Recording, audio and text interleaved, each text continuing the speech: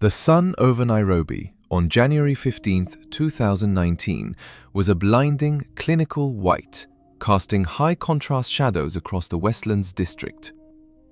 For most of the city's residents, it was a typical Tuesday afternoon, the rhythmic hum of traffic and the smell of roasting maize filling the air.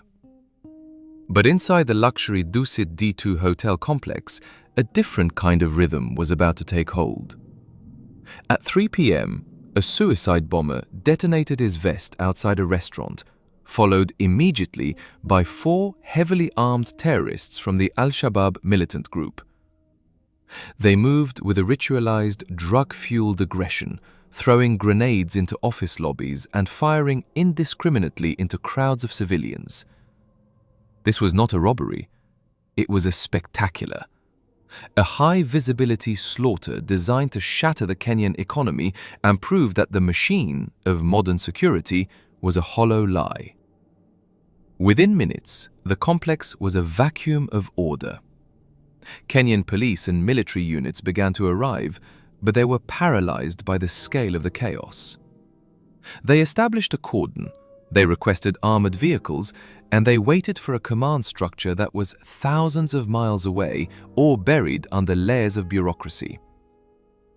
In the middle of this paralysis stood a small group of Western advisors, including members of the US Navy SEALs and American diplomatic security. They were kitted up, they were professional, but they were bound by the doctrine of the hierarchy. They were waiting for rules of engagement. They were waiting for a go signal that hadn't been authorized yet. And then, the snapshot of anomaly occurred. Through the smoke and the retreating crowds, a lone man appeared. He was not wearing a uniform. He was dressed in a pair of blue jeans, a casual purple shirt, and tactical boots. Over his chest was a tan plate carrier, and in his hands was a suppressed L119A2 carbine, the black rifle of the 22nd Special Air Service Regiment. To the untrained eye, he looked like a contractor who had wandered into the wrong movie. But to the species of the Tier 1 world, he was unmistakable. This was Christian Craighead, an active duty operator from the SAS, who happened to be in Nairobi on a low-profile training mission. Craighead did not have a radio link to the Kenyan High Command. He did not have a drone providing a god's-eye view of the building. He did not have a quick reaction force staged around the corner. He had something far more dangerous to the terrorists.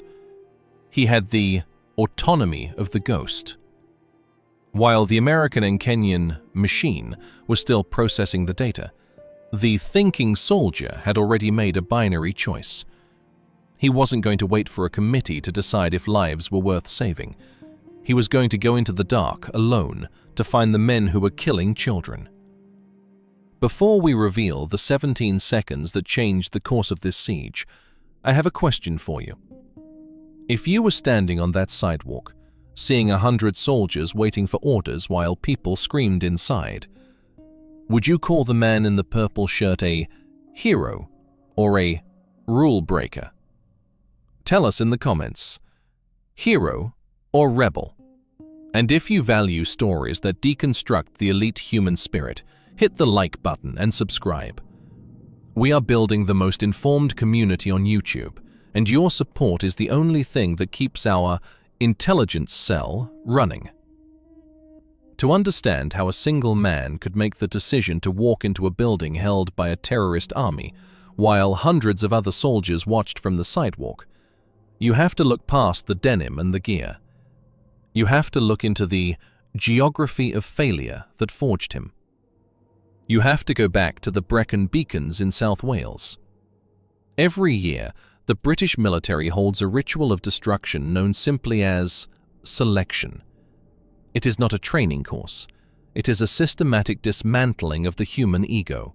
For 4 weeks, candidates from across the British Army, the Parachute Regiment, the Royal Marines, the infantry, are placed in a landscape of primordial misery.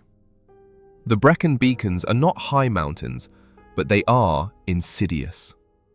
They are a world of waist-deep bogs, horizontal sleet, and ground fog so dense it swallows your sense of up and down. In the American Green Beret or SEAL selection, the stress is often external. There are instructors screaming in your face, there is a loud communal energy, and there is a hooah culture that pushes you forward. In the SAS selection, the stress is passive. The instructors, the grey men, do not shout. They do not encourage you. They do not even look you in the eye. They simply give you a grid reference and a time limit, and they walk away. This is the loneliness of the long-distance soldier. A candidate is given a Bergen rucksack weighing 60 pounds, a map, and a compass. He is told to reach a point on the other side of a mountain range. He must do it alone. He cannot talk to other candidates. He cannot use a GPS. If he misses his time by 60 seconds, he is loaded onto a truck and driven back to his regular unit. No second chances. No appeal.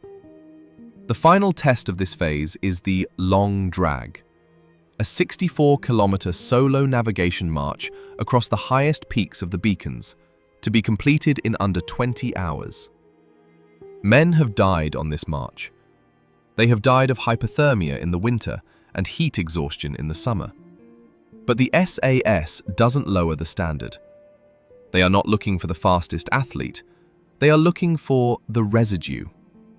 They are looking for the man who, when he is cold, wet, hungry, and has a stress fracture in his leg, doesn't need a sergeant to tell him to keep walking.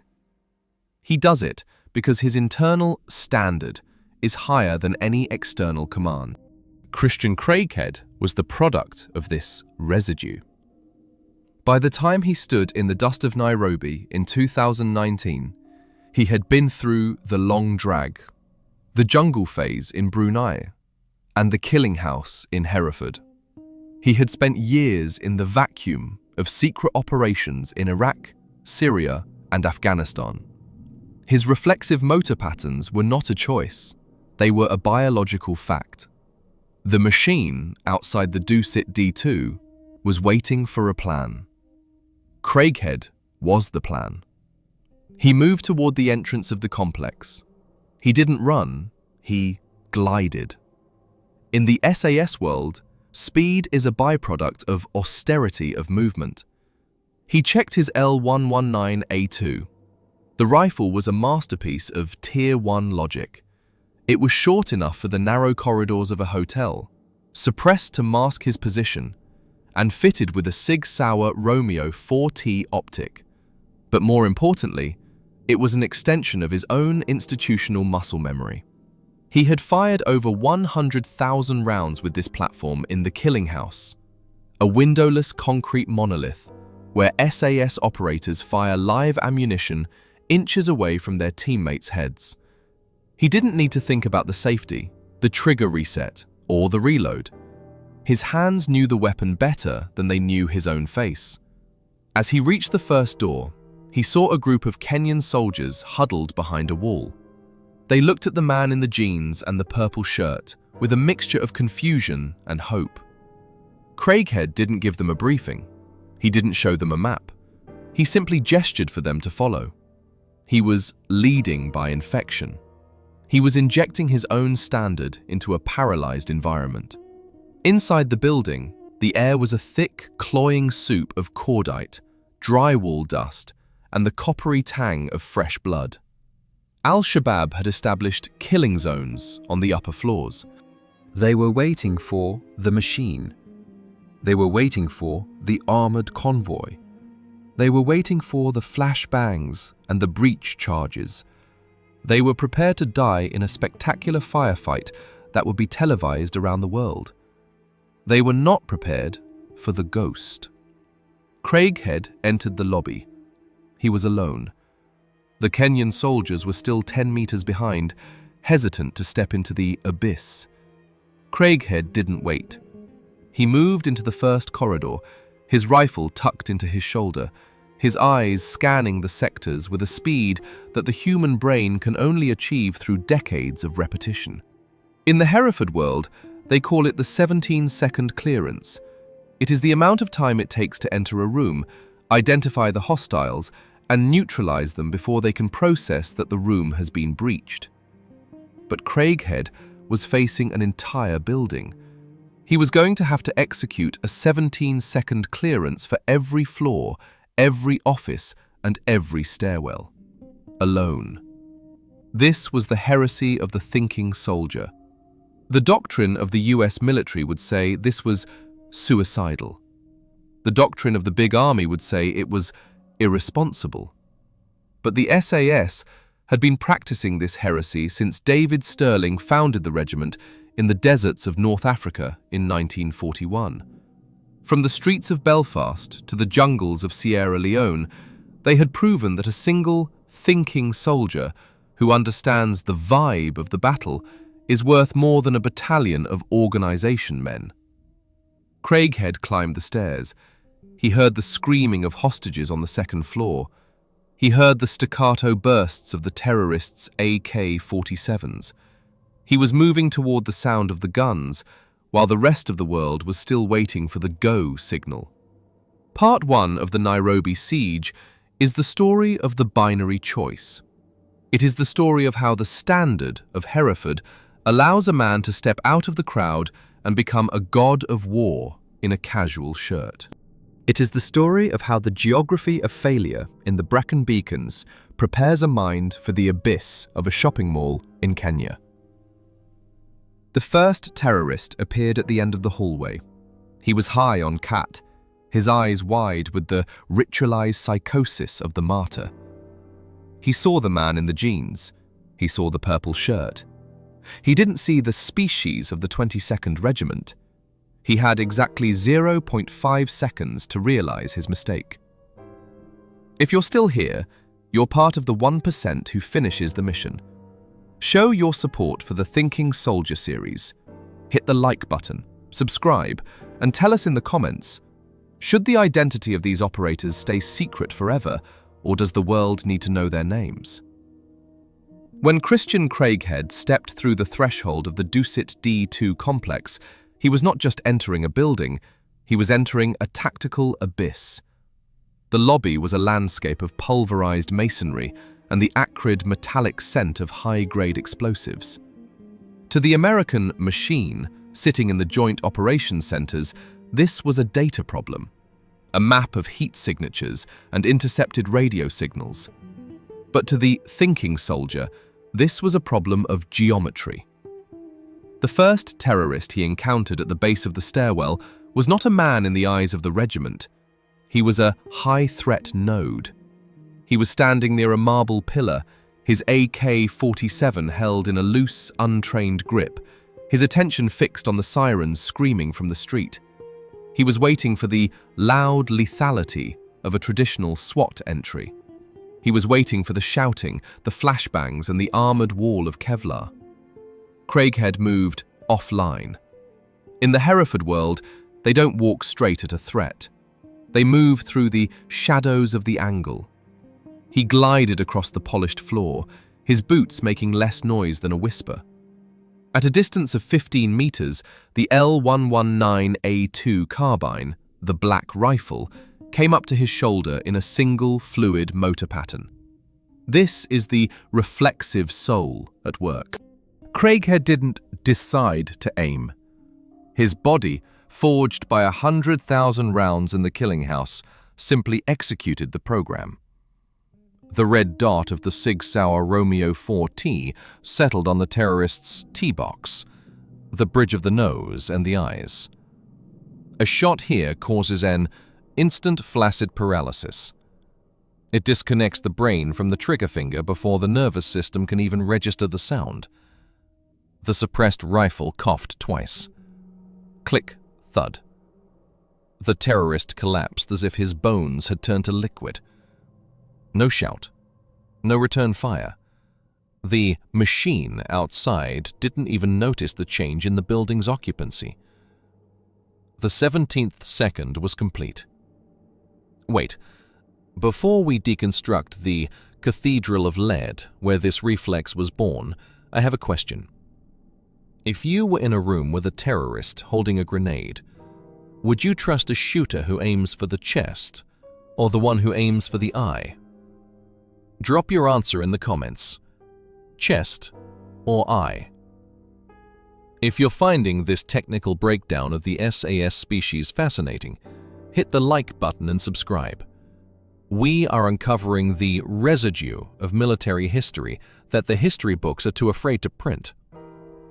To understand why Craighead was able to clear the first floor of the Dusit D2 while an entire army watched from the curb, you have to understand the technical austerity of his gear.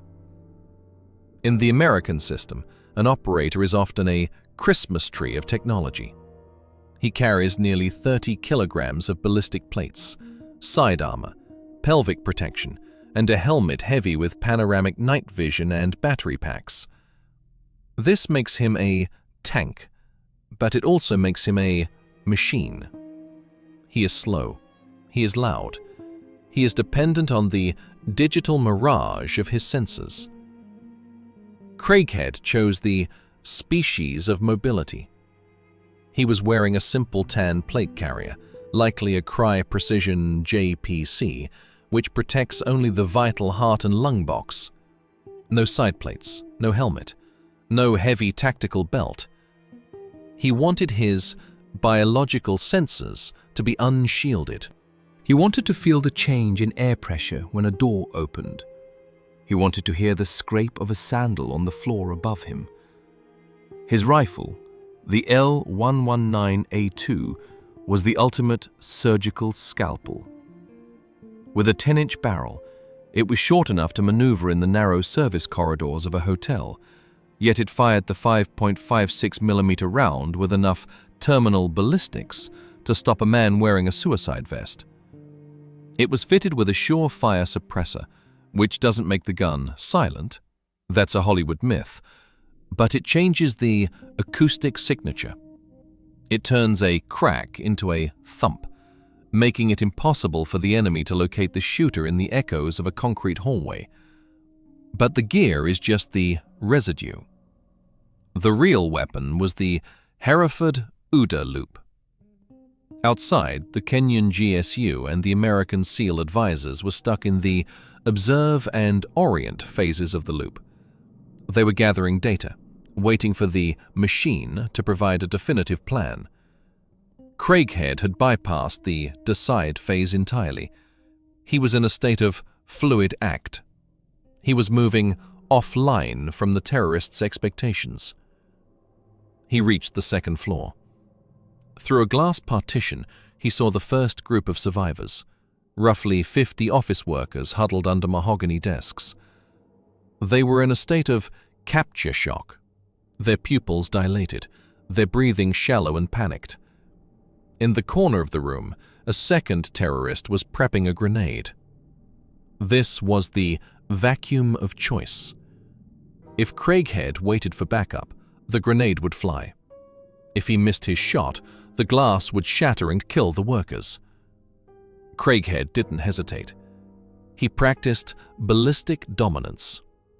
He entered the room not with a shout, but with a presence of the ghost. He used a technique known as slicing the pie, exposing only a sliver of his shoulder as he rounded the glass edge. The terrorist looked up, saw a man in a purple shirt and jeans, and paused for a microsecond. A logic error. He was looking for a soldier. He saw a civilian. That microsecond was the end of his life. Craighead fired 3 rounds in 0.4 seconds. 2 to the chest to stop the forward momentum, 1 to the head to close the account. The terrorist fell back, the grenade still pinned in his lifeless hand. The 50 office workers looked up. They didn't see a hero. They saw an anomaly. They saw a man who moved with a terrifying mechanical precision, yet looked like someone they might meet in a pub. "Follow me," Craighead said. His voice was a low, authoritative rasp.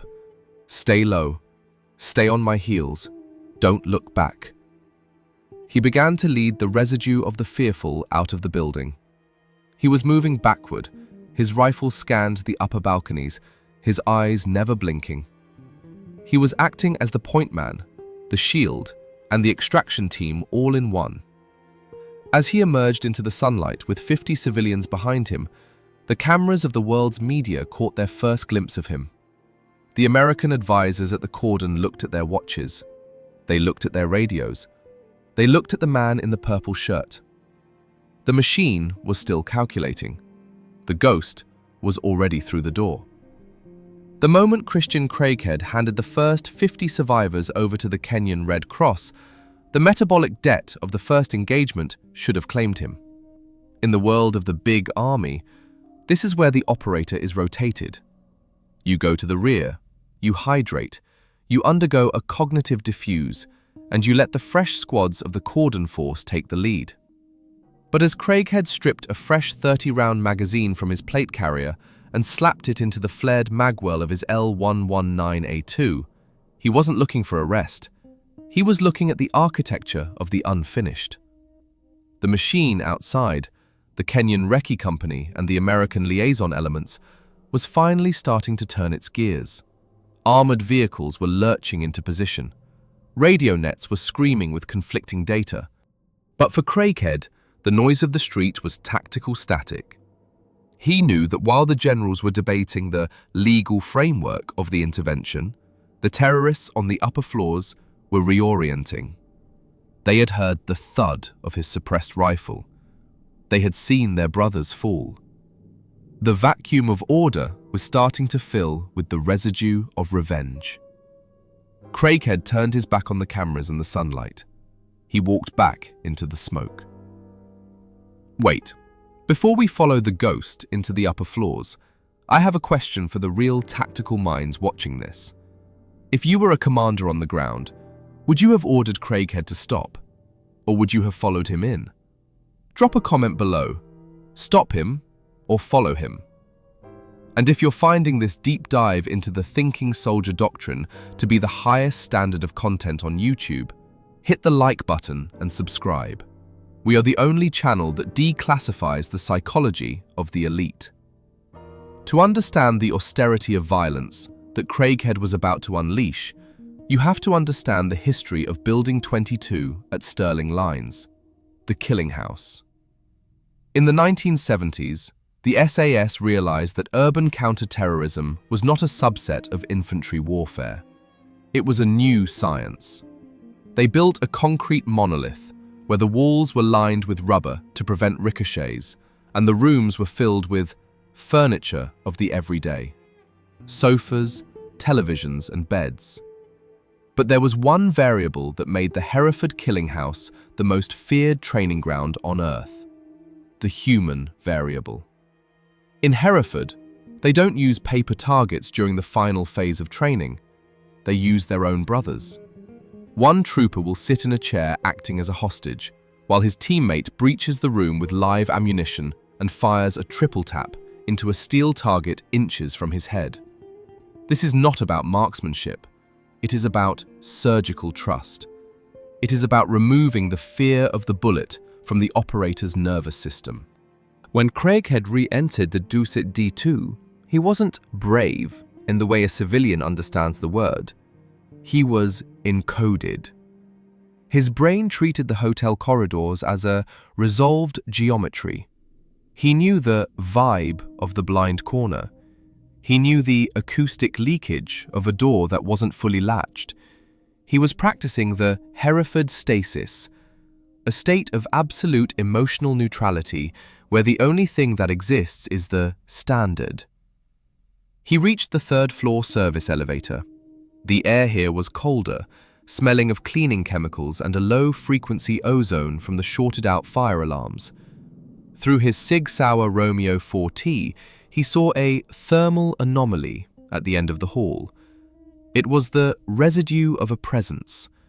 A terrorist had been leaning against the wall, leaving a faint heat signature behind. Craighead moved into a combat glide.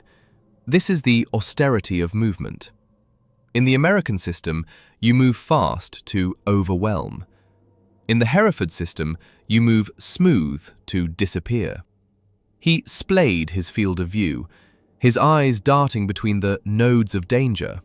The doorways, the air vents, the shadows under the service carts. Suddenly, a door burst open 10 meters ahead. 2 Al-Shabaab fighters charged out, their AK-47s raised. They weren't aiming. They were executing a script of martyrdom. They were screaming, their fingers already tightening on the triggers. In the American OODA loop, this is the crisis point. But for Craighead, this was the 17th second. The L-119A2 didn't just fire, it whispered. Because the engagement was in a confined concrete corridor, an unsuppressed weapon would have caused acoustic trauma, deafening the operator and causing his fine motor skills to fail. But the surefire suppressor on Craighead's rifle maintained his sensory integrity. Thud thud, click, thud thud. The first terrorist was hit in the high thoracic box, the 5.56mm rounds tumbling through his vital organs and stopping his forward momentum instantly. The second terrorist attempted to duck behind a service cart, but Craighead had already mapped the geometry. He fired through the thin plastic of the cart, the rounds retaining enough terminal weight to neutralize the threat behind it. Elapsed time, 2.8 seconds. Craighead didn't stop to check the bodies. In the Hereford world, you don't verify the kill, you secure the sector. He moved past the downed fighters, his rifle still tucked into the pocket of his shoulder, his eyes already encoding the next landing. It was at this moment that a second anomaly occurred. Khalil Sanosi, the Associated Press photographer we encountered in Part 2, had followed the Kenyan police into the outer courtyard. He raised his Nikon with a 70 to 200mm lens and captured the image that would break the internet. It showed Craighead mid-stride, his purple shirt dusty, his jeans stained with drywall powder, his face hidden by a balaclava. That photograph is the visual residue of the thinking soldier. It showed a man who had abstained from the uniform. In the US big army system, the uniform is a machine of identification. It tells the world who you are and who you represent. But for the SAS Ghost, the uniform is a liability. Craighead's civilian clothing allowed him to vaporize into the social geography of the building. To the terrorists, for a fraction of a second, he looked like a non-threat. And in the 17th second, a fraction of a second is an eternity. Inside the building, the vibe was shifting from massacre to hunt. The terrorists realized they were no longer the predators. They began to barricade themselves on the 6th floor, in the luxury suites. They were gathering the remaining residue of the innocent, the last 30 hostages, for a final televised stand. Craighead reached the 5th floor stairwell. He was metabolically redlined. His heart rate was sitting at a tactical peak of 160 beats per minute. In a normal human, this leads to tachyspikia, the distortion of time and the loss of peripheral vision. But the Hereford selection course, the long drag in the mountains, had biohacked his system. He was operating in a parasympathetic state. He was calm at the core of the violence. He keyed his radio for the first time. He didn't call the Kenyan command. He called a specific digital node of the SAS. "I'm at the breach point for the 6th floor," Craighead whispered, his voice a flat, clinical rasp. "The machine is 10 minutes behind. I'm going to short-circuit the target set, launch the austerity protocol." He was going to clear the final floor, alone, against the core of the martyr cell. This was the heresy at its terminal stage. One man with a black rifle versus the architecture of the abyss. The geometry of the kill was about to meet the standard of Hereford for the final time. If you're still here, you're part of the 1% who finishes the mission. You understand that quality is a non-linear variable. Show your support for the Thinking Soldier series. Hit the like button, subscribe, and tell us in the comments, should a single operator ever be allowed to ignore his command to save lives? Is the ghost right to be rogue? At 4:45 p.m., the 6th floor of the Dusit D2 office block was no longer a piece of real estate. It was a psychological hard node. In the American system, a space this compromised, occupied by multiple suicide-ready combatants holding a residue of 30 innocent civilians, is treated as a linear problem. You establish a blockade, you deploy technical sensors to map the heartbeats through the walls, and you wait for the strategic window. But Christian Craighead, standing in the stagnant air of the 5th floor stairwell, knew that waiting was a binary failure. He could hear the vibe of the floor above him. It was the sound of ritualized psychosis. The Al-Shabaab terrorists were no longer fighting a war. They were preparing a spectacle. They were shouting religious incantations, moving furniture to create a sacrificial arena, and preparing the final hostages for an execution that would be live-streamed to the world's digital abyss. The Kenyan machine was still on the 4th floor, moving with the loud lethality of a conventional infantry sweep. They were clearing every closet, checking every vent, and following a hierarchy of permission that required a radio check every 30 meters. They were 10 minutes away. In the Hereford world, 10 minutes is not a delay. It is a geological epoch. Craighead made the heresy choice. He didn't wait for the shield wall. He didn't wait for the flashbangs. He stepped onto the 6th floor landing, alone. Wait, before we follow the black rifle into the final room of shadows, I have a question for the real thinkers in this community. In a situation where a massacre is imminent, is it better to follow the chain of command and risk the hostages, or to act as an autonomous species and risk yourself? Tell us in the comments, command or autonomy. And if you're finding this deep dive into the austerity of Hereford compelling, hit that like button and subscribe. We are building a community of thinking soldiers who understand that the most dangerous weapon is not the gun, but the mind behind it.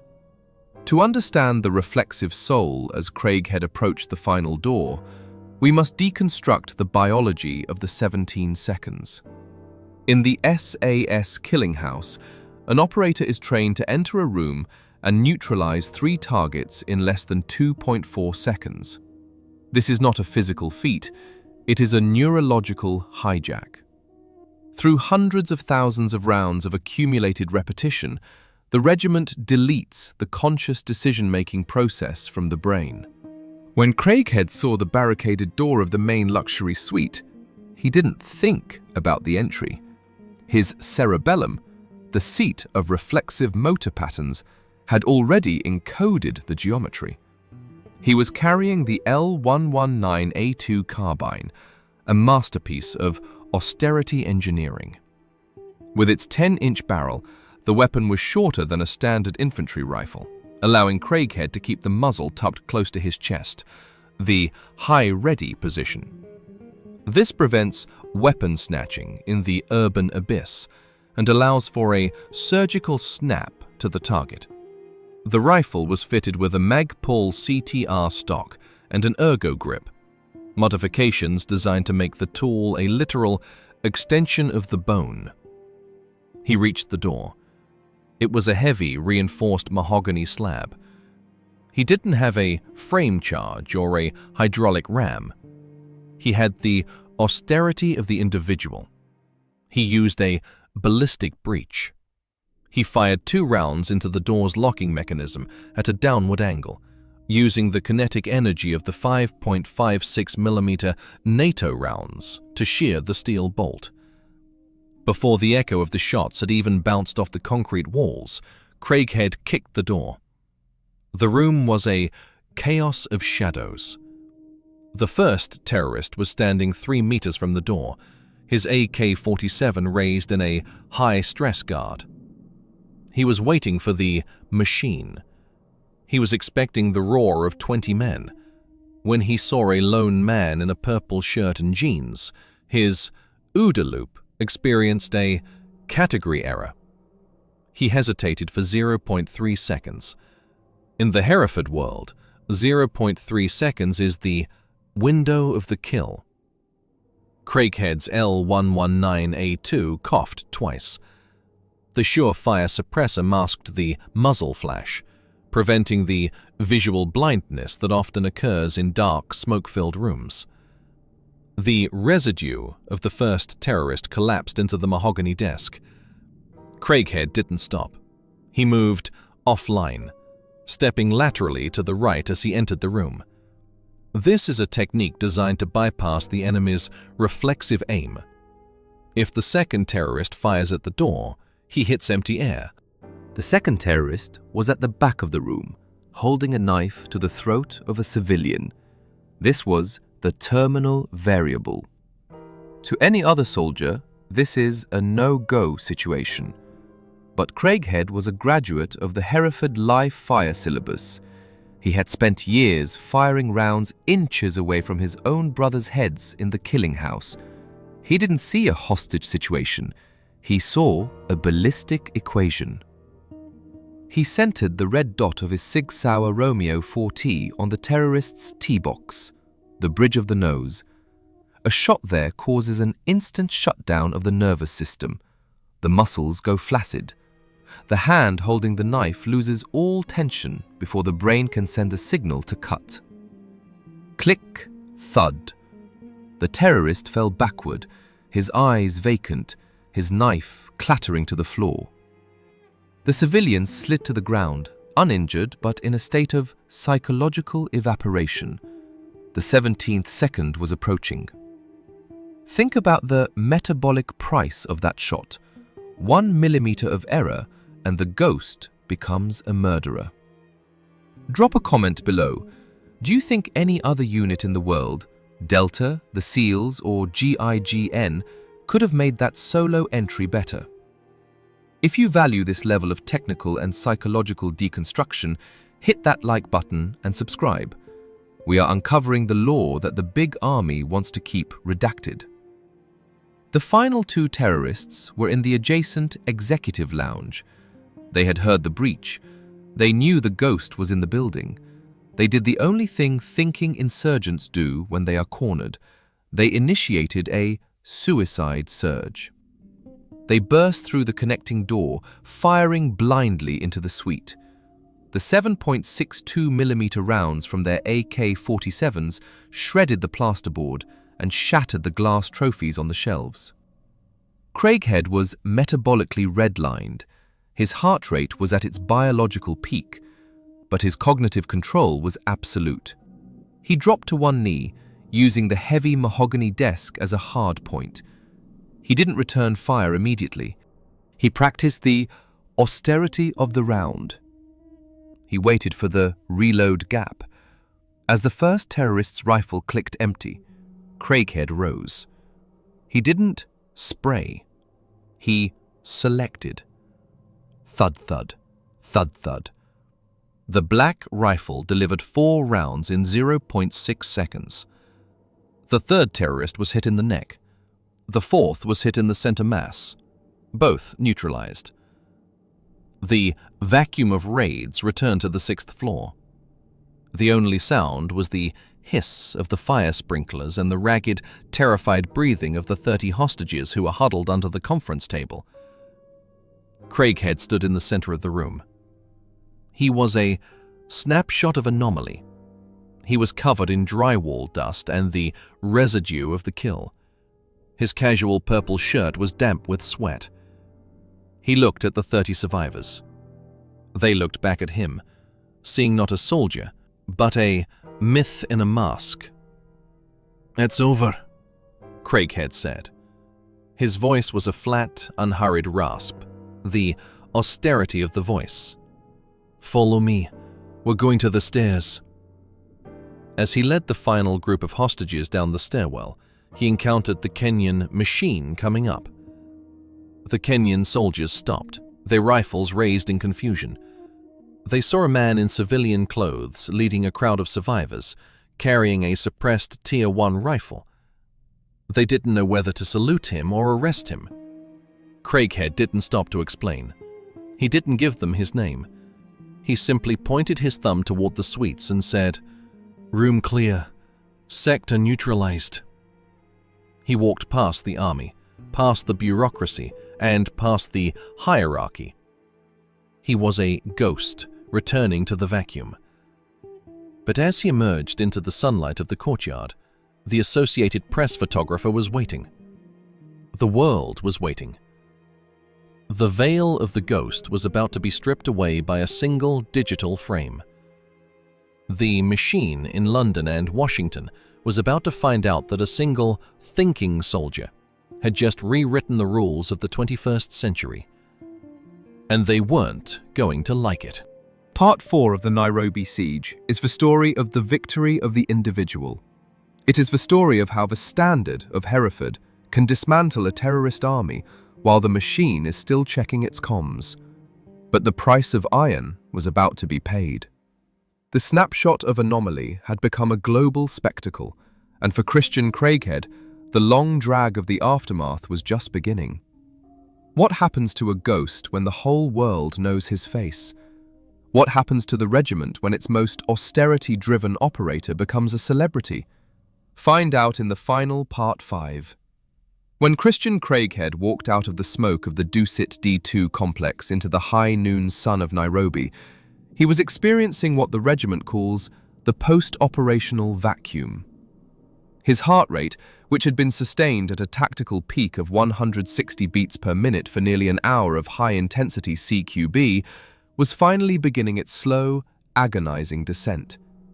His lungs were heavy with the residue of pulverized drywall, cordite, and the metallic tang of blood.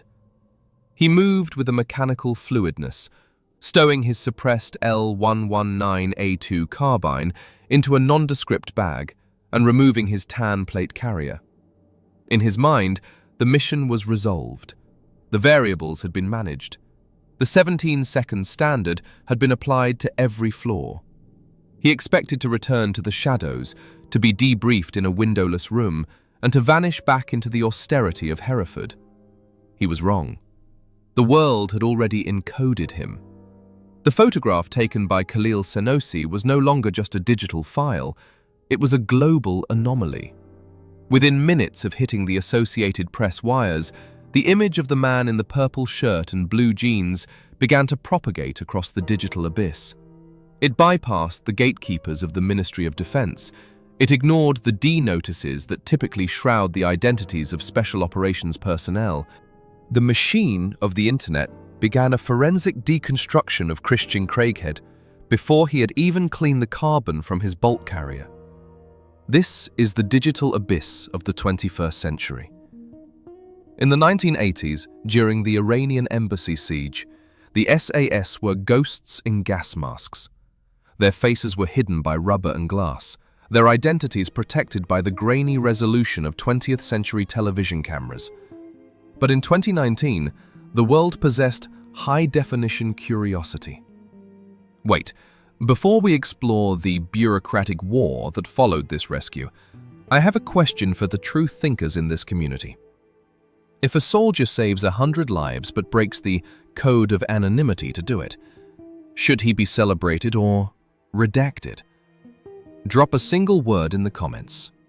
Celebrate or redact. And if you followed this 5-part journey to the end, it means you value the residue of the truth over the noise of the media.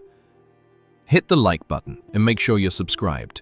We are the only cell on YouTube dedicated to the neurobiology of the elite. The OSINT, Open Source Intelligence Community, and the Gearhounds began to pick the photograph apart with a surgical, almost obsessive precision. They identified the rifle, the L119A2, a 10-inch short-barreled carbine specific to the United Kingdom Special Forces. They identified the footwear, Hanwag tactical boots. They identified the Blackbeard patch on his plate carrier, a skeleton piercing a heart, the flag of an 18th century outlaw. To the big army generals in London, the patch was a category error. It was too individualistic, too loud. But to the species of Hereford, it was a statement of autonomy. It was the mark of a man who operated outside the fleet's paralysis. While the internet was identifying his gear, the machine at Sterling Lines was experiencing a binary crisis. The Director of Special Forces and the Regimental Sergeant Major were facing a situation for which there was no standard operating procedure. They had an operator who had just performed a masterclass in thinking soldier logic. He had saved scores of civilians. He had neutralized a high-threat cell. He had validated every hour of the Killing House training. He was, by any objective measure, a hero. But he was also a compromised asset. In the SAS world, once your face is known, the veil is gone. You can no longer conduct undercover surveillance. You can no longer lead low-profile training missions in sensitive regions. You become a high-value target for every retaliatory cell on the planet. The standard of the regiment is that the mission is the only thing that matters, and the mission requires the anonymity of the man. Craig had returned to the UK a few days later, but he didn't arrive to a hero's welcome. He arrived to a silent debrief. He stood in a room in Hereford, facing the grey men, the senior officers who managed the residue of the state's hidden wars. The debrief was not about the spectacle or the lives saved. It was about the technicality. They went through the 17-second clearing of every room. They analysed his ammunition count. They questioned his decision to enter the building alone without a radio link to the local machine. "Did you follow the protocol?" they asked. "I followed the standard," Craig had reportedly replied. This is the friction of the Tier 1 world. Protocol is for the organization man. The standard is for the thinking soldier. Craighead knew that if he had followed the protocol, waiting for the Kenyan command to authorize a joint breach, the hostages on the 6th floor would be dead. He had chosen the binary excellence of the result over the safety of the process. But the regiment was struggling with the price of the veil. The photograph had made Craighead a global icon. He was being called the Nairobi SAS hero by every tabloid in London. His face was being used in recruitment ads. He was becoming a brand. And the SAS does not brand. The internal politics of Hereford began to turn austerity-driven and cold. There was a faction within the regiment that felt Craighead should have avoided the lens. They argued that his decision to go in without a mask was a failure of tradecraft. This is the tall poppy syndrome of the elite world. In a unit where everyone is a god of war, the man who is singled out for praise is often viewed with a quiet, lethal resentment. Craighead was facing the residue of fame. He was moved to a training role, shielded from the public, but the damage was done. The machine of the Ministry of Defense was trying to redact him from history, while the machine of the internet was trying to unmask him. He was caught in the vacuum between two worlds. To understand the psychological toll of this, you have to understand the SAS ego. These men are selected because they possess a supreme self-confidence, yet they are forced to live in supreme obscurity. It is a psychological contradiction that creates a unique kind of pressure. Craighead had performed the greatest solo action in the regiment's modern history, and he was being told to keep his head down and stay in the shadows. But the thinking soldier was already looking at the next grid reference. Craighead realized that the veil could never be fully repaired. He realized that the world had changed. In an age where every civilian has a high-definition camera in their pocket, the ghost can no longer assume invisibility. The austerity of the secret was being eroded by the gravity of the spectacle. In 2020, Christian Craighead made a binary choice. He left the Special Air Service. His exit was not a quiet retirement. It was the beginning of a bureaucratic war.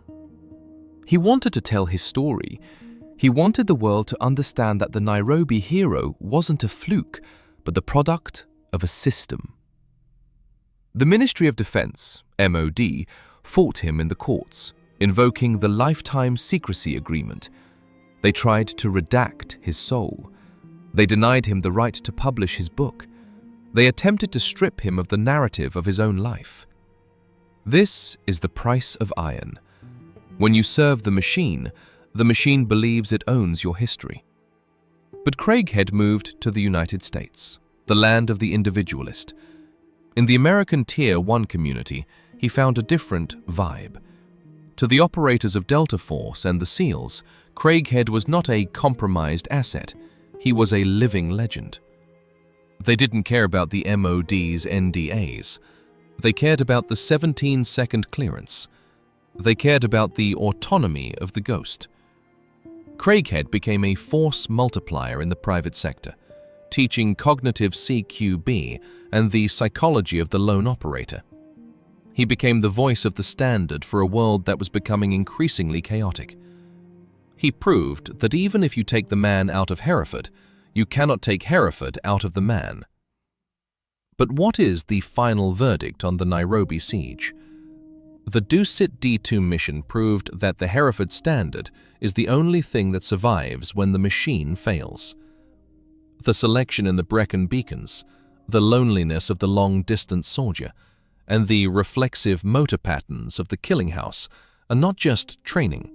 They are genetic mutations. They produce a species that can function in the negative space of a slaughterhouse. The purple shirt has become a tactical symbol. It represents the austerity of force. It proves that you don't need a $100 million drone to win a war if you have a man who has been dismantled and rebuilt by the gray men. It proves that quality is a non-linear variable. One SAS operator is not equal to 10 infantrymen. He is a different category of existence entirely. However, the price of the veil remains a warning for the future. The SAS is currently in a state of institutional crisis.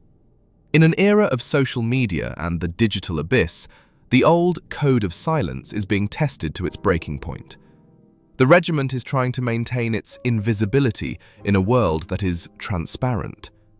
The Craighead affair showed that the machine is often more interested in redaction than in evolution. But the thinking soldier knows the truth. The veil is not a piece of paper or an NDA. The veil is the ability to walk into a building and become invisible through competence. Craighead was only captured by the lens because he was the only one moving while everyone else was frozen. If the Kenyan and American machine had been as fast as the ghost, there would have been no photograph. There would have been only a vacuum. The final lesson of Nairobi is the lesson of the 17th second. It tells us that in the heart of every crisis, there is a window of opportunity that only a thinking soldier can see. It tells us that the most dangerous weapon on the battlefield is not the black rifle, but the autonomy to use it. It tells us that selection never ends. Even after the medals are issued, or denied, even after the career is over, the operator is still in the abyss, looking for the next sector to clear. Christian Craighead remains the anomaly of Hereford. He is the man who broke the machine to save the hostages. He is the residue of the 22nd Regiment, a man who proved that the standard of David Sterling and Charlie Beckwith is still the absolute standard of the modern age. If you go to Hereford today, the grey men will still not talk about Nairobi. They will not mention the purple shirt. They will focus on the binary excellence of the next generation of candidates shivering on penny fan.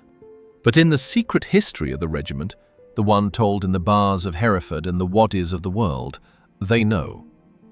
They know that on January 15th, 2019, the species was tested in its purest form, and the species won. The ghost of Nairobi is no longer a ghost.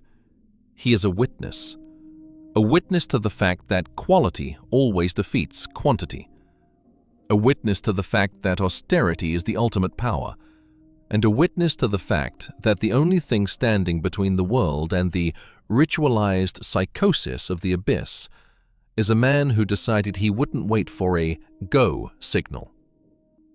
The long drag continues. The killing house is never empty. The thinking soldier is already in the building. 17 seconds. The clock is ticking, and the species is watching. Who dares wins.